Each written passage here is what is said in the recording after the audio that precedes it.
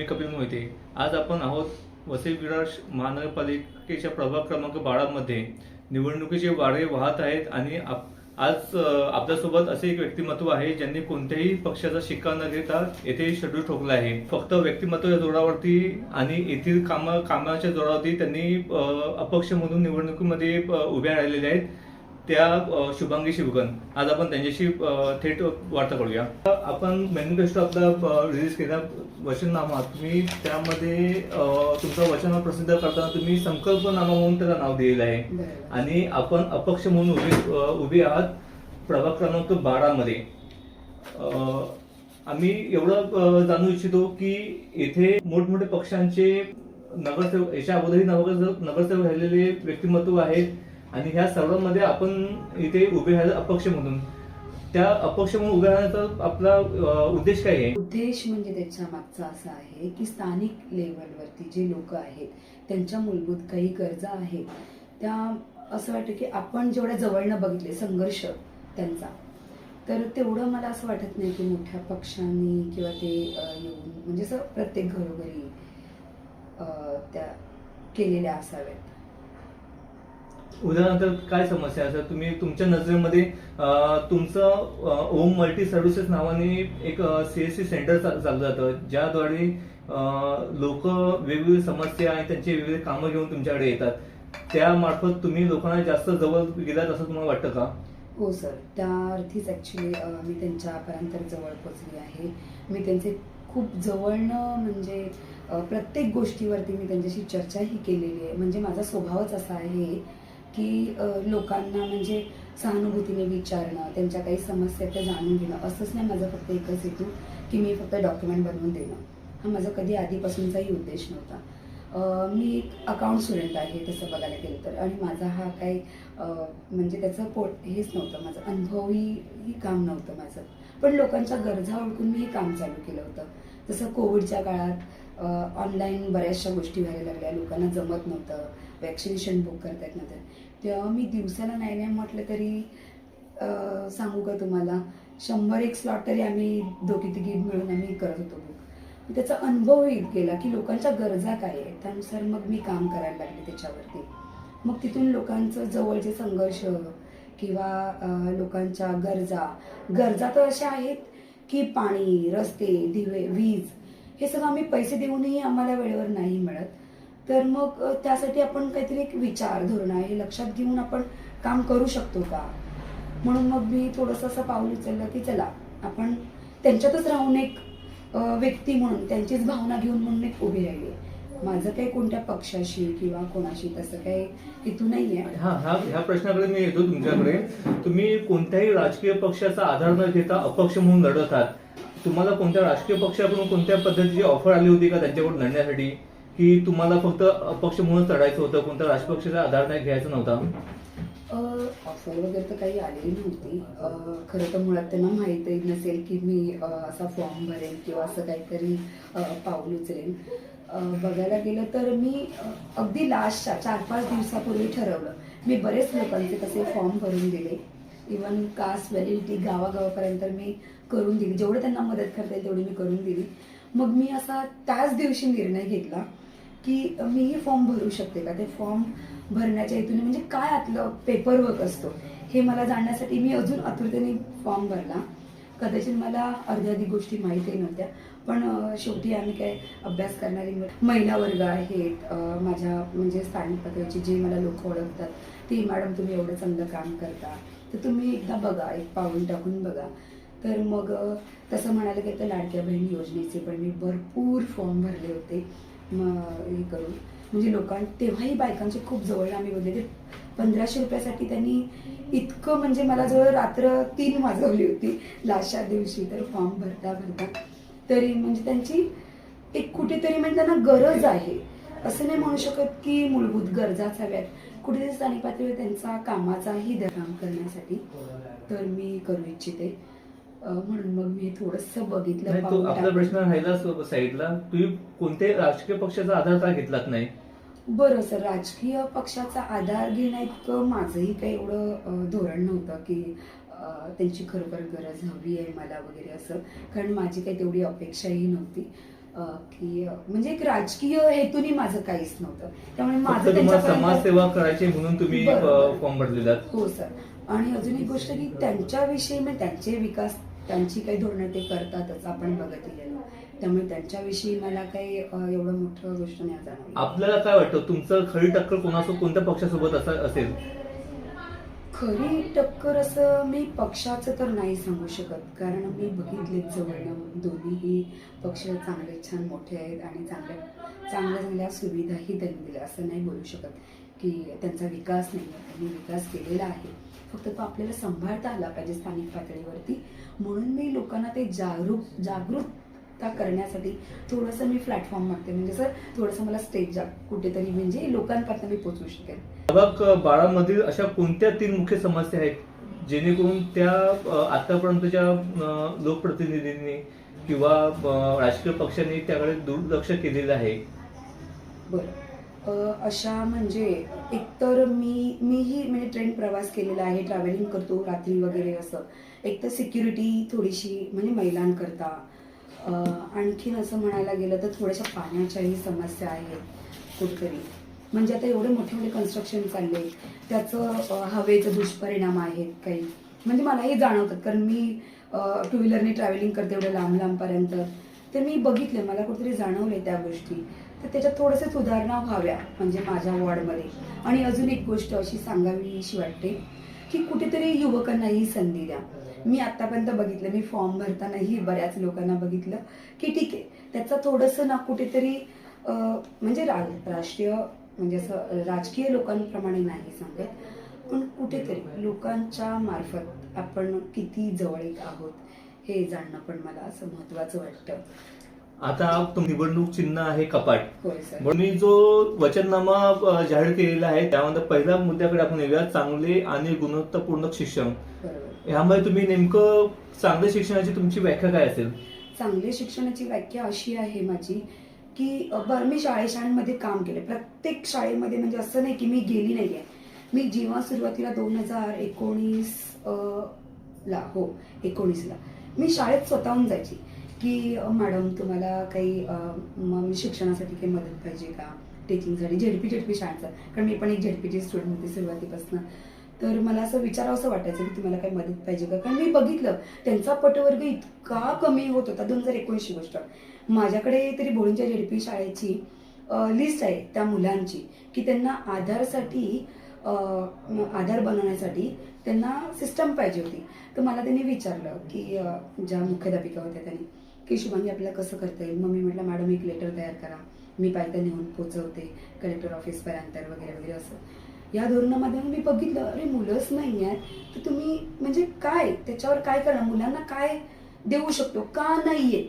बाकीच्या प्रायव्हेट शाळांमध्ये मुलं जातात, मग झेडपीमध्ये का नाही येत आहे. म्हणजे याचा अर्थ तुम्हाला महानगरपालिका ज्या शाळा आहेत, झेडपी शाळा आहेत, त्यांचा दर्जा तुम्हाला सुधारायचा आहे? हो, ही तर माझी पहिली प्रायोरिटी आहे, कारण मी आत्ताच म्हटलं तुम्हाला की मी पण झेडपीची स्टुडंट आहे, म्हणजे एक विद्यार्थिनी आहे. मी माझ्या रत्नागिरीतनं म्हणजे 7वीपर्यंत मी शिक्षण घेतलेलं आहे. तिथे म्हणजे मी सगळ्या स्पर्धातनं पुढे आलेली होती, म्हणजे असं नाही की कोणत्याही म्हणजे अगदी मी जिल्हा तालुक्यापर्यंत जिल्हा पातळीपर्यंत मी खेळून आलेली आहे. त्यामुळे मला असं वाटायचं की अरे इकडच्या झेडपी शाळेमध्ये एवढीशीच मुलं आणि माझ्या गावाकडच्या शाळेमध्ये एवढी मुलं, म्हणजे इकडे एवढ्या सुविधा असूनही का मग कमी, माझा तो प्रश्न असायचा. मग इथे असं करण्यात आलं की नाही, प्रायव्हेट शाळेमध्ये एवढं सगळ्या गोष्टी मिळतात, मग झेडपीमध्ये मिळतात, मग त्या का नाही राबवत आहेत, म्हणजे सरकारपर्यंत ही योजना पोहोचते की नाही, म्हणजे झेडपीच्या गोष्टी असं सांगायचं गेलं तर. म्हणजे तुम्ही पालिकेमध्ये बसून त्या मुद्द्यांना तुम्ही हात घालणार आहे आणि त्या झेडपी शाळांचा जो प्रॉब्लेम्स आहेत, तिकडे शिक्षण व्यवस्थित भेटत नाही, मुलांना सुख सुविधा व्यवस्थित भेटत नाही, त्या सुधारण्याचा तुम्ही प्रयत्न करणार जर महानगरपालिकेत तुम्ही गेलात तर? हो सर, नक्कीच. महानगरपालिकेत जेवढ्या पण सुविधा आहेत त्यांचं मी अगदी, त्यांच्याकडे कोणती स्कीम येते किंवा ती कोणाला लागू होते, म्हणजे निराधार बायकांचं मी 2019 पासून जशी सुरुवात केली तसं मी निराधार बायकांची स्कीम ही मी म्हणजे दाखवून दिली त्यांना की बाबा आपल्याकडे आहेत या सुविधा, ज्या मी बघितल्यात, ज्यांना खरोखर तुम्हाला तर सांगावं असं मी नाव घेऊन नाही सांगत, पण मी बघितलं ना खरोखर घरामध्ये अन्न नाही मिळत. मग त्या लोकांनी मग कोणाकडे अपेक्षा आहे? त्यांची एकुलती एक मुलगी असते कधीतरी, मग ती लग्न करून जाते. फारसं ती तिच्या संसारात लक्ष देईल की आई वडिलांचं लक्ष देईल. मी हेही बघितलंय जवळ. तर मी विचार महानगरपालिकेमध्ये नगरसेवक म्हणून जाल तर तुम्ही झेडपी शाळांमध्ये ज्या काही मुख्य समस्या आहेत किंवा त्यांच्या दर्जा सुधारत नाही आहे, त्यांच्या शिक्षण पद्धती ह्या तुम्ही सुधारण्याचा प्रयत्न करणार? हो सर. महानगरपालिकेत जाऊन तर मी शाळांबद्दल तर मी बोलणारच. जर प्रायव्हेट शाळांना म्हणजे एवढं पटवर्ग मिळू शकतो, तर झेडपीमध्ये तर बघायला गेलं तर काही खर्चही नसतो सांगायचं तर. मग तरी त्यांची पटवर्ग कमी का? मग तिथे सुविधा वाढवता येतील का? मग त्या शाळांचं काय असं. आणि दुसरी एक असं गोष्ट की मी स्वतःहून जाऊन विचारायची की बाबा इथे काय तुम्हाला मदत पाहिजे का शाळांविषयी, शिकवण्यासाठी काय कमी आहे का. 2019 मी बघितलं आहे. मी जवळजवळ विरार वेस्ट सगळ्या म्हणजे ज्या गरजा आहेत तिथल्या मुलांसाठी ते पोचवण्याचा प्रयत्न केला आहे का, किंवा शिक्षणाचं म्हणजे शिक्षक लोक वर्ग काही कमी आहे का, हे पोचवले का, हे मला आत्तापर्यंत तरी माहीत नाही. आणि ते मला जाणून घ्यायचं की काय हे सगळं प्रकार काय आहे त्याच्या मागचा. शाळांचाही मी बघितलंय. म्हणजे कुठेतरी ना तिकडे बऱ्याच साऱ्या सुविधा तर आहेतच. म्हणजे मुलांसाठी वेगवेगळे कार्यक्रम राबवले जातात. पण कुठेतरी शिक्षक वर्ग हाही तेवढाच इन्व्हॉल्व होतो, बिझी होतो. म्हणजे मी बघितलंय त्यांचं की त्यांची जीवनशैली थोडंसं टेन्स वाटतं त्यांच्याबद्दल असं मी बघितलं त्यांचं. तर तेही कुठेतरी आपल्याला त्यांचा विचार करून धोरणात घेता येईल का त्यांनाही. झेडपी किंवा प्रायव्हेट स्कूलचे जे शिक्षक आहेत त्यांच्यासाठीही तुम्हाला ह्या निमित्त काम करायचं आहे? बरोबर. कारण शेवटी शिकवणारे हे शिक्षक आहेत आणि घेणारे हे विद्यार्थी आहेत. तर त्या दोघांचा ताळमेळ केवढा आहे. मग कुठेतरी देणं आणि घेणं ह्याच्याही दोन्ही गोष्टी बघाव्या लागतात. अच्छा, तुमचा पुढचा जाहीरनामा मुद्दा आहे युवकांसाठी रोजगार आणि स्वयंरोजगाराच्या संधी. ह्यामध्ये तुम्ही इथे स्थानिक पातळीवरती रोजगार निर्माण करणार की स्वयंरोजगारासाठी लोकांना सहाय्य करणार? दोन्हीही मी करणार. शक्य आहे ज्याच्या म्हणजे कुवतीनुसार. म्हणजे कोणाची किती शिक्षण पात्रता आहे, तो कोणतं काम करू शकतो, किंवा स्थानिक पातळीवरती आपण काय करू शकतो. बघायला गेलं तर खूप काही छोटे छोटे उद्योग आहेत. बऱ्याचशा आपल्या शासनाने पण स्वयंसहाय्यताचं वगैरे निधी वगैरे काढलेला आहे. तो लोकांपर्यंत पोचतो की नाही, आणि लोक पोचतात म्हणजे तो निधी मिळतो पण आहे लोकांना, पण ते कोणत्या कामासाठी वापरतात ह्याचाही पाठपुरावा झाला पाहिजे. असं नाही तो निधी मिळाला मला आणि मी दुसऱ्या कामासाठी वापरला असं नसावं. कारण मग त्याचा तेवढा उपयोग नाही होत. जे शासनाचे जे निधी येतात त्याचं मला नाही वाटत की कुठेतरी त्यांच्या लेवलवर उपयोग होतोय. आणि दुसरी गोष्ट असं की मी ट्रेन ट्रॅव्हल करून बघितलं. मी पण गोरेगावला जॉबला जायची, त्यामुळे ट्रेनची इतकी हालत वाईट होती की म्हणजे मला असं जाणवायला लागलं की नाही आपण इकडे काही करू शकतो का युवकांसाठी. किंवा कुठेतरी ॲक्सिडेंट बघितलेले आहेत मी, म्हणजे ज्यांच्या घरात कोणीच नसतं, एकुलता एक माणूस कमवायला जातो, त्याचे परिणाम काय असतात त्यांच्या फॅमिलीवर हेही मी जवळनं बघितलंय. मला कुठेतरी मी म्हटलं ना मला कुठेतरी थोडंसं प्लॅटफॉर्म मिळालं तर मी अगदी मी 100% नाही म्हणत, मी अगदी 50% पण नाही म्हणत, अगदी मी 30% तर प्रयत्न करू शकते. तर सर्वांसाठी उच्च दर्जाची मोफत आरोग्य सेवा. हो सर. त्यांना तर खरंच गरज असते. काही काळानंतर ना म्हणजे असं आपण सगळ्यांनीच जवळनं बघितलेले आहे की त्यांची मुलं किंवा मुली बाहेर जाणं, लग्न करून जाणं, सुना आल्यानंतर म्हणजे मुलं वेगळी राहणं. मग मी असे लोकांना बघितलंय वृद्ध, म्हणजे मी कामाला जेव्हा प्लॅटफॉर्मवरनं वृद्ध लोकांना मी माझ्या घरी पण आणलेलं आहे. तर माझे सोसायटीवाले, माझा नवरा पण तेव्हा मला ओरडायचा, अरे तू कोणत्याही लोकांना घेऊन येतेस वगैरे घरी, असं नाही. पण त्यांची मी बघितली गरज काय आहे. आज मला सुनेने खायला नाही दिलं, मला हे नाही दिलं, इथपर्यंत मी जवळ बघितली त्यांची. तर मला असं वाटतं कुठेतरी त्यांनाही की असं की चला म्हातारपण आलंय, काही तेव्हा नियोजन नाही केलं, त्यांच्या चुकाही असतील, पण कुठेतरी शासनापर्यंत पोचून विचारपूर्वक काहीतरी त्यांना म्हणजे अगदी पैशाची नाही पण खाण्यापिण्याची, औषधांची किंवा त्यांना लागणाऱ्या थोड्याशा मूलभूत गरजा ह्याच्याकडे लक्ष व्हावं असंही मी शासनाकडे म्हणजे विनंती करेन. मग अशा इथे आपल्या वसई विरारमध्येही खूप वृद्धाश्रम आहेत, त्यांच्यासाठी तुम्ही ह्या मार्फत काय मदत करणार आहात का? खरं सांगायचं तर तो त्यांचा फॅमिली विचार असेल. मुलांना समजावं त्यांनी की आई वडिलांना कोणत्या स्थान दिलं पाहिजे. कारण मी ना माझं मल्टी सर्व्हिसेस आहे, म्हणजे डिजिटल सेवा तर आहेतच, मी करतेच ते कामं. पण जेव्हा लाईफ सर्टिफिकेट वर्षातनं एकदा बनवावं लागतं, ज्यांचे पेन्शनर आहेत, पण मी त्या वृद्धाश्रमला जाऊन म्हणजे ते मुलं माझ्याकडे कॉन्टॅक्ट करायचे की आमचे आई वडील या वृद्धाश्रमात आहेत, तुम्ही तिकडे जाल का, त्यांचं लाईफ सर्टिफिकेट बनवाल का. म्हटलं हो, मी का नाही जाणार. अगदी मी रात्रीचे 9-10 वाजता पण गेलेली आहे. तर मी तिकडे लाईफ सर्टिफिकेट बनवायला जायची. म्हणजे तेव्हा मला असं वाटायचं, अरे यांची मुलं तर एवढी बाहेर राहतात, एवढे छान वेल सेटल आहेत, आणि आई वडिलांना वृद्धाश्रमामध्ये. म्हणजे मी कुठेतरी त्यांनाही माझ्याशी गप्पा मारायची असायच्या. आणि मग मी हे विचार करते की माझ्याकडे तेवढा पुरेसा वेळ नाहीये, पण मी त्यांना कसं काय सांगू शकते. मी फक्त माझं काम केलं की मी बस, तुम्ही तुमची काळजी घ्या, बस एवढं बोलून मग मी निघायची. मी इथपर्यंत जवळनं बघितलंय. रस्ते, पाणी आणि पावसाळी समस्येवर कायमस्वरूपी उपाय. समस्या ही राहणारच. पहिली गोष्ट, राहण्यापेक्षा ती कशी न राहील ह्याचाही मी प्रयत्न करेन. ठीक आहे, असं नाही बहुजनवाले नाही केलं किंवा BJPने नाही केलं, कोणीही नाही केलं असं नाही आहे. बघा, पावसाळा आत्ता जर तुम्ही बघितलं तर ऑल सीझन रेनिंग आहे बघायला गेलं तर. त्यामुळे कुठेतरी खड्डे पडणं, पण त्याचं अनिवार्य करणं म्हणजे त्यांची भरणी करणं तरी म्हणजे स्थानिक लोकही बघतात, त्याच्यावरूनच जातात. आणि तिथे कधीतरी ऍक्सिडेंटही आपण बघितले. पण असं नाही विचार करत स्थानिक लोक की अरे आपण जाऊन शासनापर्यंत कळवावं, आपले कुठचेही मोठे राज्यपक्ष आहेत त्यांना कळवावं. ते मला नाही वाटत की कधी नाही म्हणतील, पण त्यांच्यापर्यंत पोहोचतच नाहीत. मी हेही बघितलं. आपण कोणा दोष देऊन नाही चालणार. ज्यांनी फेस केलंय, ज्याला माहिती आहे, तर त्यांनी जाऊन सांगावं, अरे जाऊ दे रे, म्हणजे मी माझं सुरक्षित आहे ना, एवढं हे लोकांचं मत असल्यामुळे ते तिकडे सगळा प्रॉब्लेम आहे. तुमचा पुढचा मुद्दा आहे महिलांच्या बाबतीमध्ये महिलांसाठी हेल्पलाईन बूथ, याबद्दल तुम्ही जरा सविस्तर सांगाल का? हो सर, आता बघायला गेलं तर आपल्या मुलीही बाहेर म्हणजे शिक्षणासाठी, कामासाठी जात असतात. इव्हन मी जवळनं काही गोष्टी बघितलेल्या आहेत की कधीतरी फोनची, चला आपल्याकडे सगळ्यांकडे हँडसेट असतो, असं की नाही की कोणाकडेही नसतो, पण कधीतरी समस्या उद्भवते.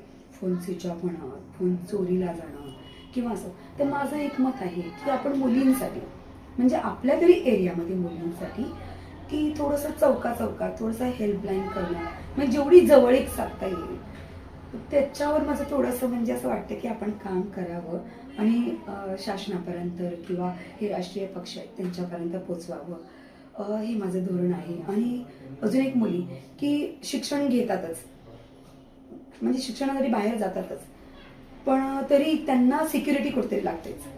म्हणजे सगळ्या गोष्टी आपण नाही म्हणू शकत की शिक्षणाने होते.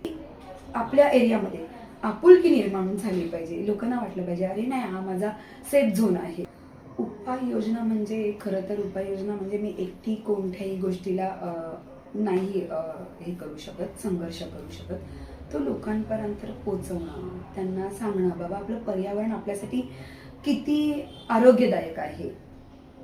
दुसरी गोष्ट असं आहे की वसई विरार तर मी बघितलंय, खूप सुंदर आहे, म्हणजे नैसर्गिक आहे. बघायला गेलं तर आम्ही मुंबईला राहत असल्यामुळे एवढी निसर्गता मी नाही बघितली. जसं मी विरार वेस्टला पाय ठेवला की मला इकडेच घर बघायचंय, हे मी अगदी एका पावलातच ठरवलं की नाही, मला विरार वेस्टमध्येच घर पाहिजे. बघितलं, खूप छान हिरवळ होती. आता बरीचशी हिरवळ ती नष्ट होत चालली आहे. ठीक आहे, कन्स्ट्रक्शन करतायत, म्हणजे कुठेतरी बघायला गेलं तर तेही गरजेचं आहे. म्हणजे घरं लोकांसाठी उत्पन्न, म्हणजे गरजेची समस्या आहे घरांच्या बाबतीत, तीही कुठेतरी पुरी होत नसावी म्हणून कन्स्ट्रक्शन मोठे मोठे चालू आहे. पण पर्यावरणाला थोडासा म्हणजे त्याचा आदर ठेवावा किंवा त्याला जतन करावी. आणखी अजून की छोट्या नर्सरीज ज्या आहेत त्यातून आपल्याला कसं लोकांपर्यंत छान ऑक्सिजन पोचवता येईल किंवा त्याचे आपण कसे गुणधर्म घेता येतील, ह्यावर तर मला असं वाटतं की मी खूप छान पद्धतीने काम करू शकते, कारण तो माझा जीवाभावाचा म्हणजे तो विषय आहे. आपण आधीही एक मुद्दा घेतला होता की युवकांना स्थानिक पातळीवरती कसं आपण रोजगार निर्माण करू. ठीक आहे, तर हा हॉकर्सचा पण प्रश्न त्याच्यामध्ये येतो. सांगायचं इतकं प्रमाण वाढले, ठीक आहे गरजा आहेत, पण तुम्ही रोड ब्लॉक करणं, रोड खराब करणं आणि मग तुम्ही शासनाला सांगणं की अरे स्वच्छता नाही, हे नाही, ते नाही. पण ते मी हॉकर्सना पण जवळनं बघितलं. तुमचं काम झालं म्हणजे आपलं एखादं दुकान झालं, स्टॉल संपला की त्याची स्वच्छता न करणं, तसंच सोडून जाणं. ठीक आहे, तुम्ही शासनाला टॅक्स देता, मान्य आहे सगळ्या गोष्टी, पण कुठेतरी आपली पण तेवढी जबाबदारी आहे, हे मला असं वाटतं. आणि दुसरी गोष्ट, अगदी कुठे जिथे कोपरा कानाकोपरा जिथे मिळेल तिथे तिथे त्यांनी चालू केलं आहे. म्हणजे असं नाही म्हणू शकत की त्यांची खरोखर गरज आहे की कुठेतरी पर्यावरणाला हानी पोचवायची. म्हणजे मी तरी असं म्हणते की रस्ती अगदी फुटपाथ पणही लोकांना चालण्यासाठी ठेवलेलं नाहीये. तुम्ही कदाचित बघितलं असेल, तर मीही ते बघितलंय, पण नाही ठेवलं आहे. एवढं आपल्याला सांगू नये शासनाला की तुम्ही बाबा महानगरपालिका, पोलीस स्टेशन, काही हद्दी सोडून तुम्ही तुमचं आपलं पोटपाण्याचं तुम्ही बघा. तरीही न जेवढं आज म्हटलं तर उद्या परत हो म्हणणार, परत तिसऱ्या दिवशी लावणार. मग याचा कुठेतरी शासन तरी किती त्याच्यावर उपाययोजना करणार की तुम्हाला किती त्यांच्या हातातली कामं सोडणार, त्यांनी तरी काय करावं. पण हे आपण स्वतः समजलं पाहिजे. एक नागरिक म्हणून त्यांनी विचार करून आपण पहिल्या कामाची म्हणजे काय करावं त्याच्याबद्दल. तर कुठेतरी म्हणजे आपणही बघितले की खाऊगल्ली हे असते आहे आपल्याकडेही. तसं बघायला तर त्यांना कुठेतरी एक जागा, एक स्थान त्यांचं पोट पाण्यासाठी तरी द्यावं. आणि म्हणजे जेणेकरून की सोसायटी आहे किंवा आपण आता बघितलेलं आहे फुटपाथ आहेत, ज्येष्ठ नागरिकांना चालण्या येण्याचा त्रास होऊ नये. किंवा तिकडनंही मी बघितलंय फारशा म्हणजे गायींचं जे म्हणजे चारा पाणी ठेवणाऱ्या त्या बायका आहेत, त्यांना गायींना नेताना मी तोही त्रास बघितलाय की बिचाऱ्यांना किती धावपळत घेऊन जातात. मी कुठेतरी त्यांच्यासाठी ही वाट ठेवली पाहिजे की बाबा तुमचे म्हणजे जे आहेत आपल्या गाई म्हशी दूध देणाऱ्या, त्याही आपल्यासाठी तेवढ्याच महत्वाच्या आहेत, त्यांचाही कुठेतरी विचार केला पाहिजे.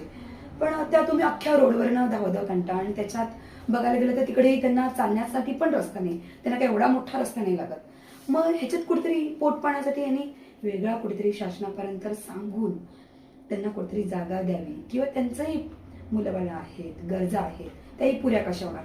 प्रत्येकाला मुंबईत जाऊन किंवा बाहेर जाऊन होत नाही ना, शक्य नाही होत. त्याच्यावर मी थोडासा विचार करू इच्छित. प्रभाग क्रमांक 12 मधील जे नागरिक आहेत त्यांच्यासाठी तुम्ही काय मेसेज देऊ इच्छिता? त्यांनी, मी मगाशी म्हटलं की त्यांनी यंग लोकांना म्हणजे युवकांना संधी द्यावी. आपल्या प्रभागात काय कमी आहे हे स्थानिकांनीच ओळखून शासनापर्यंत पोहोचवावं. मग त्यातलीच मी एक नागरिक आहे म्हणून सांगते की त्या लोकांपर्यंत असे मेसेज जावे की आपल्या गरजा म्हणजे फक्त रस्ते, लाईट, पाणी, वीज बिल एवढ्या नाही. मग त्याच्यासाठी लागणारा पेपरवर्क, एखाद्याने नवीन घर घेतलं मग लागणारा पेपरवर्क तो किती कालावधीत आपण सबमिट करू शकतो किंवा त्याची प्रोसिजर काय करू शकतो की जेणेकरून जे आता इथे बघायला गेलं तर खूप सारे बिल्डिंग्स आहेत. लोक बाहेरनं मुंबईवरून इथे आलेले आहेत, बरेचसे लोक मुंबईवरून आलेले तिकडे. तर त्या लोकांना त्रास हा अधिक आहे ते म्हणायला गेलं तर की त्यांना सुट्ट्या मारून ट्रेन ट्रॅव्हलिंग करून कुठेतरी त्यांचे नुकसान करून अख्ख्या दिवसभर मोडून मग ते कुठेतरी प्रोसिजर कंप्लीट होते. मी आता ती दाखले वगैरे काढते, ते स्थानिक लोकांना अगदी म्हणतात ना की एका ठिकाणी कसं मिळतील, त्यांचा वेळ न जाता. आपण डिजिटली फक्त बोलण्यासाठी नाही झालं पाहिजे, तर प्रत्येकालाही ते जमलं पाहिजे असं मी माझ्या प्रभागातल्या लोकांना सांगेन. की तुम्ही युवकांना संध्या द्या, स्थानिक पातळीवरती थोडासा विचार करा की रोजगार आपल्याला कसा निर्माण करता येईल. आणि दुसरी गोष्ट अशी आहे, आपण डिजिटलिटी म्हणतो पण त्यासाठी जो कोणत्याही कामासाठी लागणारा कालावधी कसा कमी करता येईल, आपल्याला एक सुजाण नागरिक म्हणून आपण कशा लोकांपर्यंत सुविधा पोहोचू. स्थानिक पातळी आपण म्हणतो पण आजही बरेच सारे लोक मुंबईवरून इकडे स्थानिक झालेले आहेत.